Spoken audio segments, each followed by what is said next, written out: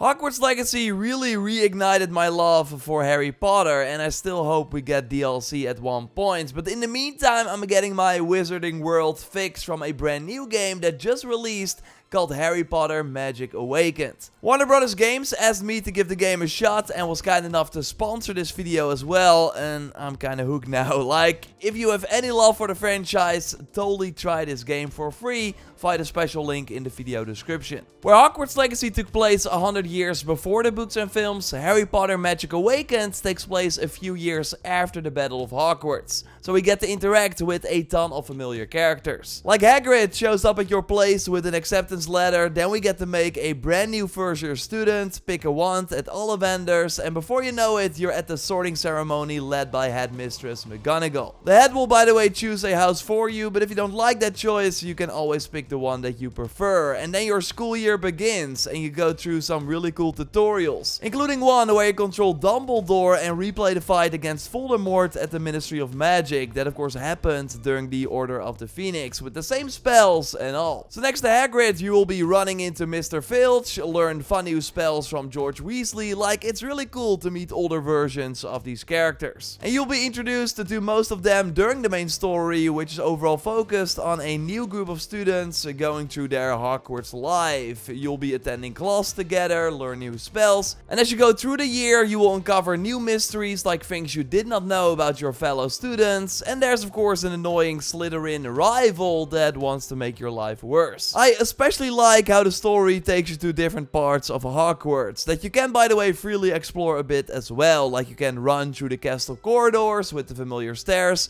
or you can fly around on your broom to get to different classrooms or quest objectives. But that main story that is fully voiced and has many cutscenes is really just one part of the experience. You can namely also choose to attend optional classes that are available depending on the day of the week. You can view the schedule in-game, and then for example for the History of Magic class, you'll be tested in a trivia. The faster you answer these lore related questions, the more points your team gets. During the studies of ancient runes, you have to play a memory game with those runes against NPCs, or you have to use a new spell a couple of times during a certain encounter during Charms class. You can also learn to take care of magical creatures by checking out the class from Hagrid, and there is even Quidditch that should be coming later on. And all this content is optional, but it will give you some nice rewards for participating. Next to Hogwarts, you can also take a trip to Diagon Alley and check on new brooms, or pick up some cool new outfit pieces for your characters, with some really cool ones available here. And I like how you can try the clothes on and walk around in the shop to get a proper idea of how they will look before you buy them. Like, there's quite a lot to do, and then I did not even touch on the fact that you can brew your own potions in class or at any point, with them all having their own unique effect in and outside of combat.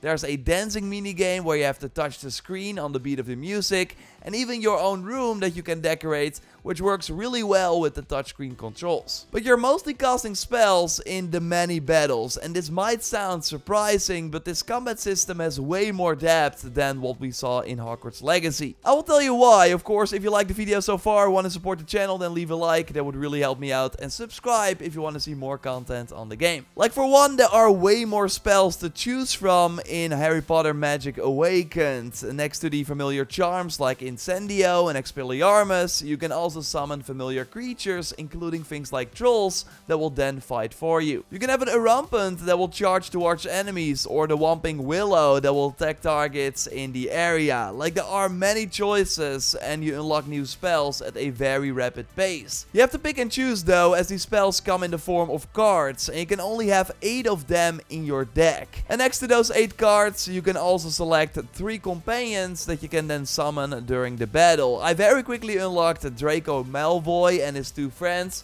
and it's overall pretty cool how if you get a new legendary or mythic card, you see a short video kind of introducing the character. Really nice. And I did not spend anything on the game and already have quite some legendaries, so if you just play the content, you'll eventually get some very good cards. Again, including one where you can summon Draco that will then go hurt your opponents. I now also have Ron Weasley on a wizard chess piece, which is great, and you can also jump on their motorcycle with Hagrid. Like, there are many options here. During the main story, you will battle in a lot of different locations, but still most fights take place in the dueling dueling club, which is really my favorite part of the game. You get introduced to this early on and then you have to fight some NPCs, but then a little later you unlock the ranked version where you can battle other players, gain ranks, there's a leaderboard, etc, etc. Like, this is really where the combat shines. It's like a real-time chess game and it can be really challenging to beat your opponent even early on. And you should just really try it out, like download the game for yourself, play the combat, because it might not look that exciting, but there's a ton going on. So you want to have the spells that for one can be nicely combined.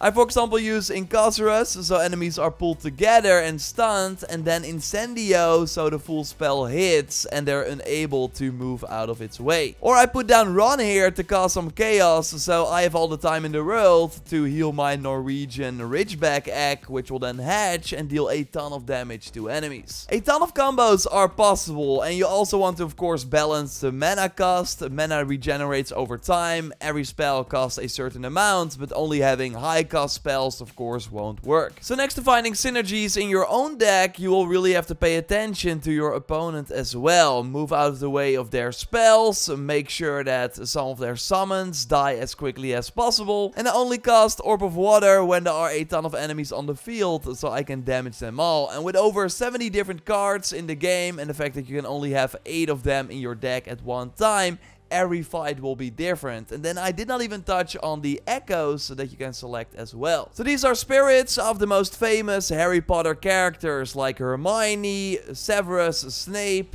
Dobby, Harry himself, but there's also an echo for Newt from the Fantastic Beasts series. And every echo has a unique passive bonus, like Harry buffs low mana cost cards, while equipping Hermione means that you will sometimes have to pay less for casting specific spells. You can also upgrade these echoes to boost random cards, so there is a reason to find multiple versions of these echoes, so you hopefully get the boost for the cards you're using in the deck. And you get these echoes from going on adventures in the Forbidden Forest. These can sometimes be just one boss fight against many different enemies, but also a short roguelite experience where you have to choose the path that you want to take. So either go do a battle, maybe get a rare item, rest to get some health back as it doesn't regenerate between encounters, or go see a black market that will sell you boost for that particular run. There are also team runs that you can do with other players or solo by selecting NPC students for your group. These are a bit longer and also let you choose between special spell buffs in between the stages, which will make every Forbidden Forest adventure a bit different. Like, there are quite some social things you can do in the game, like next to the 1v1 duels, there's also 2v2 duels, so you can battle with a friend against 2 other students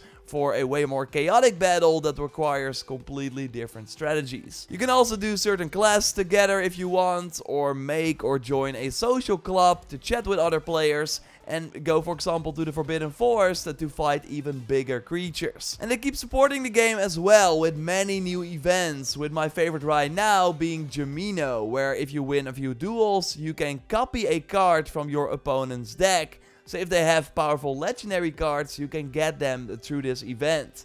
which is how I got the Thunderstorm, which is kind of crazy. Year 1 and Year 2 of the main story is now available, and future years are coming later, so there will be new free main missions as well, with of course a bunch of new cards. Like, they're really trying their best to make this a game for the long run, and so far I'm having a good time, especially in that dueling arena, so I'm curious what the future holds. So again, I would totally say give it a shot as well. It's free on iOS and Android. Download it via the special link in the video description. This would really support the channel as well, and it's also coming to PC, by the way, later. Thanks again to Warner Brothers Games for sponsoring the video. Subscribe if you want to see more content on the game. A like would of course really help me out, and I will speak to you soon. Goodbye.